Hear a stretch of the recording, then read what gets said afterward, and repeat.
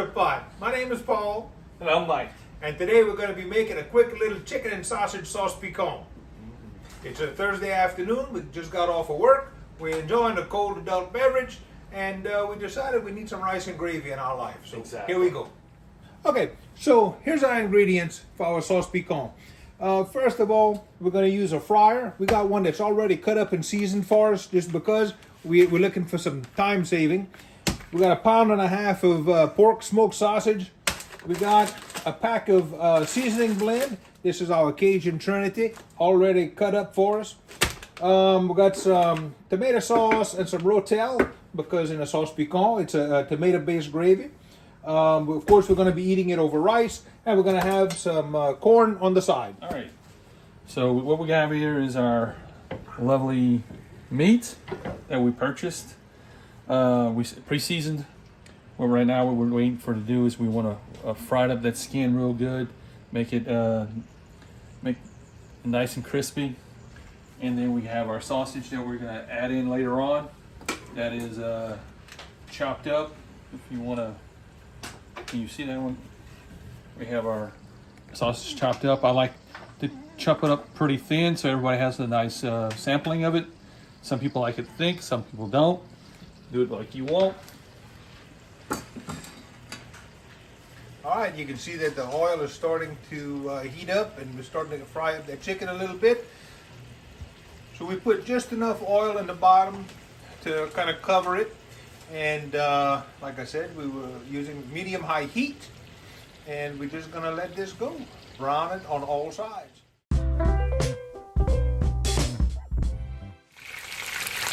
All right, this chicken has been browning for about 10 minutes or so, and it's looking really nice. You can see that some of the skin came off right there. That happens sometimes when you're browning chicken, but look how pretty that is. Oh man, that's looking just right. I think that's browned enough. I'm going to take that piece out. I'm going to let that that wing is good. I'm going to turn this leg. We're going to try to, oh, look how beautiful. That's exactly what we're looking for right there. That's my piece right there. All right, that one's good. I'm going to go ahead and add in our last thigh and let that start browning.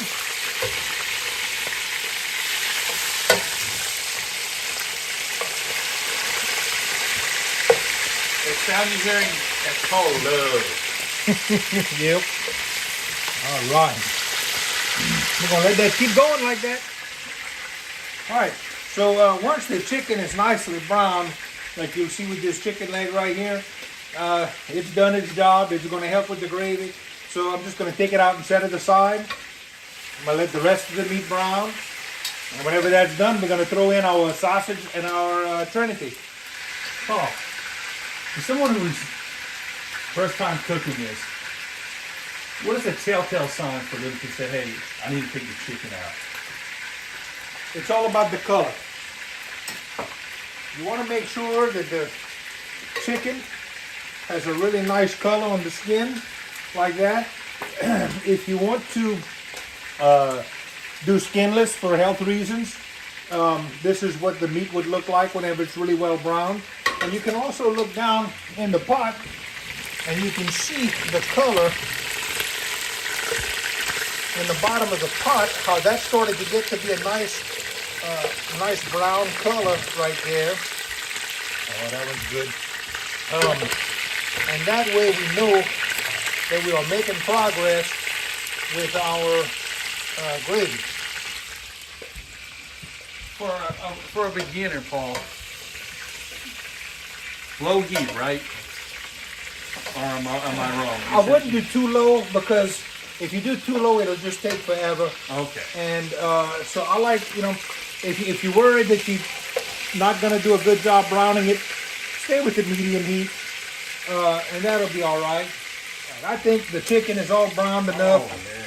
Oh, yeah. We have a good basis. Remember, we are in a time crunch. It's a Thursday night. The kids have school tomorrow. We got Football game coming on. Football game's coming on. That's right.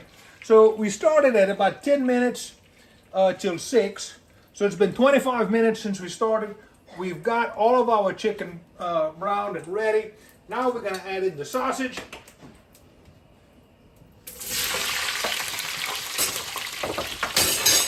And just to save time, I'm gonna add in my Trinity as well. Now you'll see that as I'm going to stir this up, some liquids are going to come off of those frozen vegetables, and you can see kind of the startings of our gravy here. How it's just a really pretty brown color in there. And you'll also notice that I'm scraping the bottom of the pot. I'm deglazing it. I'm trying to get all those good little pieces of the chicken skin and chicken meat that has cooked out. And I want to get that pulled up off the bottom of the pot to make sure, number one, that it doesn't burn, but also that just really helps to flavor that gravy. We're going to let all that water boil off, and we're going to let that sausage and the vegetables, the Trinity, cook down a little bit. All right, so you can see that liquid is starting to come out, starting to boil off here. It's looking good. We're going to stir that pot, make sure nothing sticks, and we're going to make sure that the sausage is well browned, okay? And again, we're going to be careful because we don't want the onions and that mixture to fry up dark. We just want to kind of let it kind of cook down a little bit. Hey, Mike. Hey, Paul.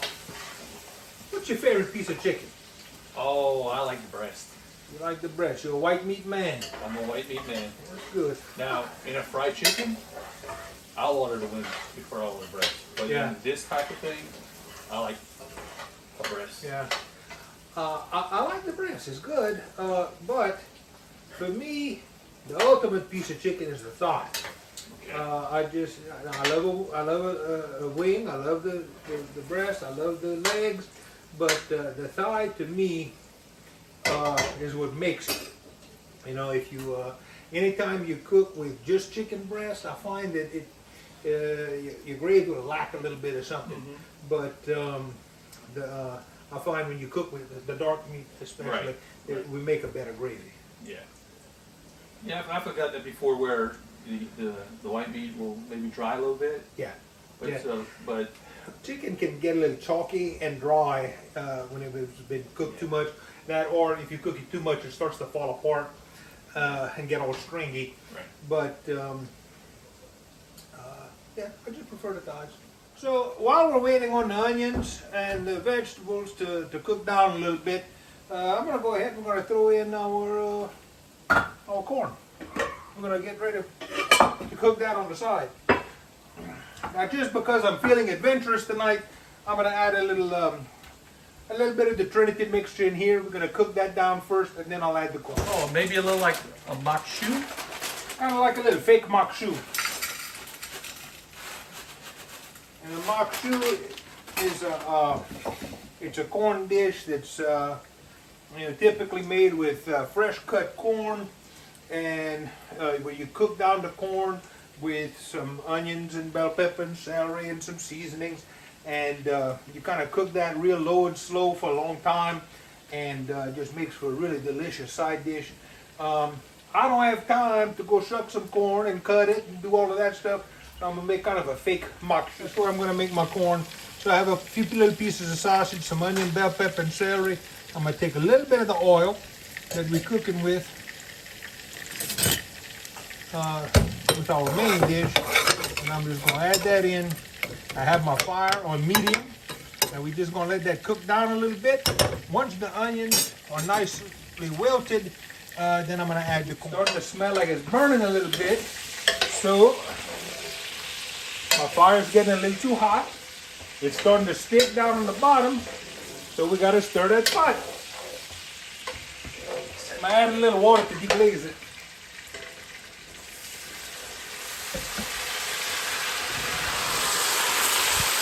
You see when I added the water, how it tends to really bubble up a lot. Got a lot of steam coming up.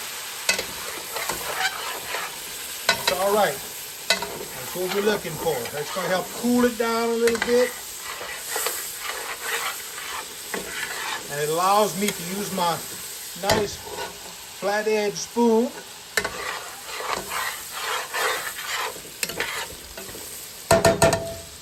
to pick up all the stuff that was sticking down on the bottom, and we got it all off of there. All right, dude, it is smelling so good. All right, so I think that our sausage is good enough. Our chicken is good enough. We're gonna, I think I'm gonna add my rotel and a little tomato sauce to this thing to redden up that gravy, and then we'll put in our chicken, add a little seasoning, and let that simmer. I am going to use original rotel. Not a sponsor. No. I had a little can opening accident. I got a little rotel on myself. I'm gonna go ahead and add the contents of that whole can. And I'm gonna add maybe, oh, this is a 8-ounce can. Yeah, 8-ounce can. I'm gonna put about half of that in there. Okay. I'm gonna let that go in there and kind of assimilate. I'm gonna stir the pot. You can see how pretty that gravy is starting to look.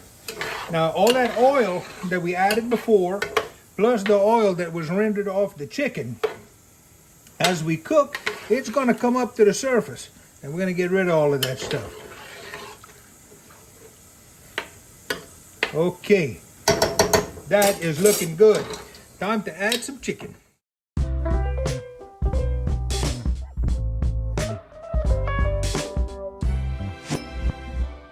Put some water, enough to cover the chicken. Perfect. You can bring that to a boil, or? Yeah, we're gonna bring this to a boil. Once it's boiling, I'm gonna put the lid on it, and we're gonna turn the fire down to simmer. Our question right here: have you ever used like starch? Like cornstarch or flour to thicken that up? Or? Yeah. And sometimes if you're in too much of a hurry, you don't get your gravy thick enough. Sometimes you can use a little cornstarch mixed with water or some gravy flour to add to your sauce to thicken it up if you need to thicken it up a little bit more. Sometimes you'll add that, especially if extra people show up to the house and you don't have enough gravy. Oh, you add a little. Or are you in a hurry to feed your family? Yeah, you can add a little starch to kind of extend your gravy a little bit. It's now 6:33 p.m. We have been at this for 43 minutes. So really, since we're using a fryer, it cooks pretty fast. You know, I would say that in about 30 minutes, the chicken will be fully cooked. But we may want to let that cook a little bit longer just to make sure everything's nice and tender. I'm going to go ahead and add my corn. 2 cans of corn. In here it says a little bit, and that's all important, is to add my seasoning. A little Creole seasoning. I'm going to cover the top about 3 or 4 times. There you go.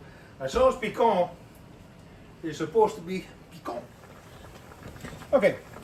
So we brought this up to a boil, and remember all that oil we poured in, and of course chicken has some fat on it.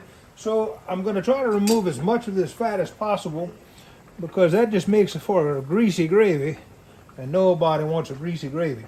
So I'm just going to come over here and I'm going to skim as much of this oil and fat off the top of this gravy as I can.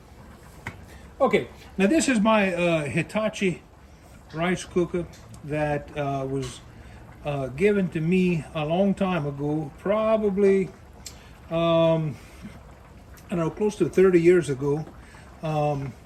This is something you'll see in many, many homes where we grew up. It's a rice cooker.